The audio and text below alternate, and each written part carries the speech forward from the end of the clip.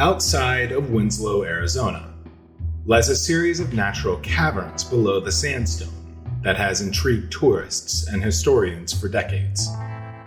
It's in these caverns that Native American artifacts have been found dating as far back as 1050 AD. And while this is fascinating to archaeologists, that's not so much why this area is so well known. Just off of a small, nondescript exit on Interstate 40 are the ruins of a ghost town that sits silent in the middle of the desert.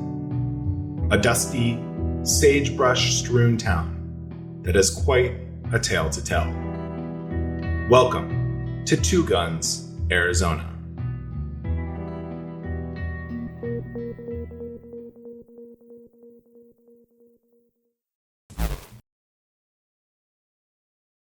There are so many legends surrounding Two Guns and the nearby cave system that it's difficult to distinguish fact from fiction. All of the information we have about the area has come from two sources: a book published in 1968 by a man who actually worked in Two Guns at the Trading Post, and an article written in 1967. Little remains of the actual town. It's still an attraction of a different sort, though only a shell of its previous life. So why has this touristy hotspot long been deserted? Well, enter the legend of the Curse of Two Guns. Because of the artifacts found in the caverns, we know that Native Americans used the location for many centuries. But the story of Two Guns is actually a lot more recent, originating in 1878. The legend tells the story of an Apache tribe that had raided some Navajo villages, slaughtering men, women, and children. But in one settlement, they captured 3 young Navajo women and took them hostage. When the Navajo chiefs got word of the slaughter, they dispatched a war party of 25 braves to avenge the deaths of the Navajos and to rescue the captured women. After tracking the Apaches to the area around Diablo Canyon, the trail went cold. The Navajos had set up blocks in all directions, and still no sign of the Apaches. In a hasty move, the Apaches raided another nearby Navajo settlement, alerting the Navajo braves that they were still in the area. The Navajos focused on the canyon and sent 2 braves to scout it. The braves, in their efforts to locate the Apaches, hadn't found any evidence of their presence, until randomly, they felt a blast of hot air coming from a pile of disturbed rock. The Apaches and their entire raiding party were hiding out in the caverns below. The Navajos quickly mobilized and built a fire of dry sagebrush and driftwood at the entrance of the cavern to try to smoke out the Apaches. The distressed Apaches were desperate to put out the flames and used all of their water to do so. When that didn't work, they slit the throats of their horses and tried to douse the flames with the blood. They then used the horse carcasses to blockade the entrance. In all the chaos, one Apache escaped and went to the Navajos to beg for his life. The Navajos were prepared to spare the man until they asked about the 3 female hostages. Learning that the women had been killed sent the Navajos into a rage, and they opened fire into the cavern and then set it ablaze. 42 Apaches were killed. Once the fire had died down, the Navajos entered the cavern and looted the remains of the Apaches, taking all of their valuables.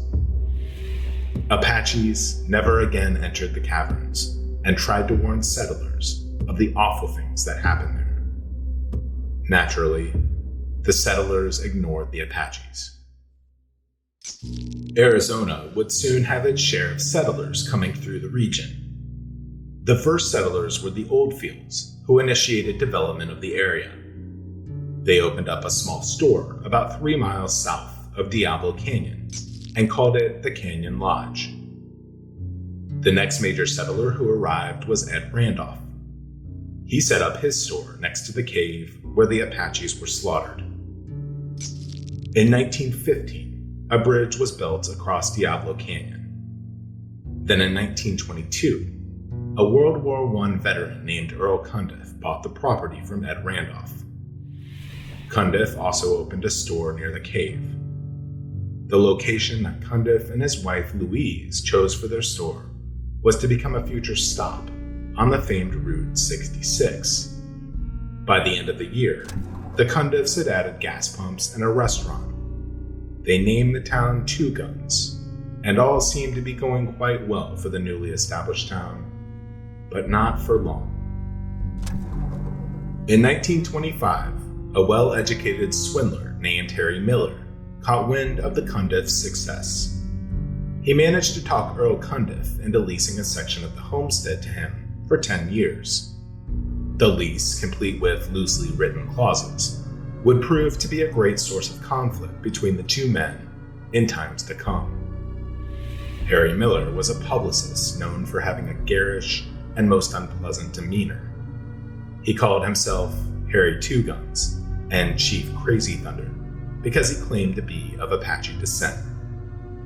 He saw the legend of the Apache Death Cave as a business opportunity and decided to cash in. He utilized Hopi labor to clear the caves of Apache remains and repurpose the caverns into dwellings. He and his wife, with help from the Hopi Indians, also built a zoo, hosting common and uncommon critters native to Arizona. The zoo featured everything from Gila monsters to coral snakes to cougars. He commercialized ancient caves by building fake ruins and installing lights to make it more tourist-friendly. Down in the caves, he even built a soda stand. The area came to be known as Mystery Cave. The Apache skulls and bones that were recovered were sold as souvenirs in the gift shop. In 1926, Miller's trading post was robbed by a band of drifters, forcing Miller to approach Earl Cundiff and propose an alteration to the lease agreement. An argument broke out between Cundiff and Miller fatally shot Cundiff. Somehow, Miller was ultimately acquitted of the murder. But as it turns out, Miller's streak of bad luck was just beginning. Over the next couple of years, Miller was mauled in 2 separate incidents by cougars. He was bitten by a poisonous Gila monster, which caused a severe infection and made his entire arm swell. Then in 1929, Miller's trading post caught fire and burned to the ground. At this point, Louise Cundiff placed a legal claim on the land, but Miller countersued with the barefaced lie that he was actually on the property first. After a legal battle costing up to $15,000, Louise Cundiff won and was awarded the land. In 1930, Miller left Arizona to avoid any further lawsuits and set up another shop across the New Mexico border. Old habits are hard to break, and he set up another zoo with fake ruins and a phony cave he called Cave of the Seven Devils. He remained there until his death in 1952. Meanwhile, back in Two Guns, Route 66 had been rerouted to the other side of the canyon. Louise Cundiff had remarried Philip Hirsch, and they rebuilt everything, including the zoo on the opposite side of the canyon, to preserve their business. But Louise Cundiff moved away and opened another Texaco service station on a different section of Route 66. Two Guns was sold off in the 1950s, but was resold and leased numerous times in the coming years. Finally, in the 1960s, Two Guns was sold to Ben Dreher.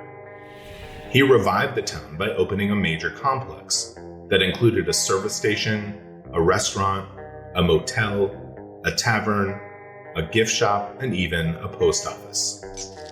He even reopened the zoo with reptile exhibits. Dreher built tourist trails around the property. One of them even led to the Apache Death Cave. Interstate 40 was nearly finished, and Two Guns was even getting its own exit, number 230.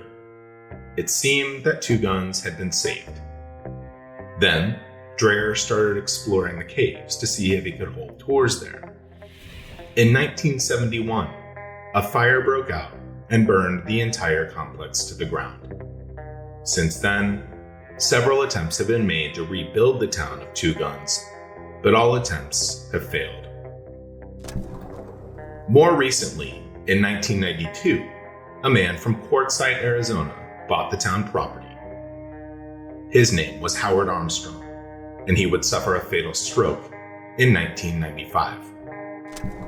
A caretaker of the property, who preserved the town ruins and buildings, Jimmy Solinger, committed suicide in 2000. It had been reported that actor Russell Crowe bought the property formerly known as Two Guns in 2011. Supposedly, he was going to shoot a remake of Westworld there. However, this claim has not been corroborated in any way, and there has not yet been a remake filmed.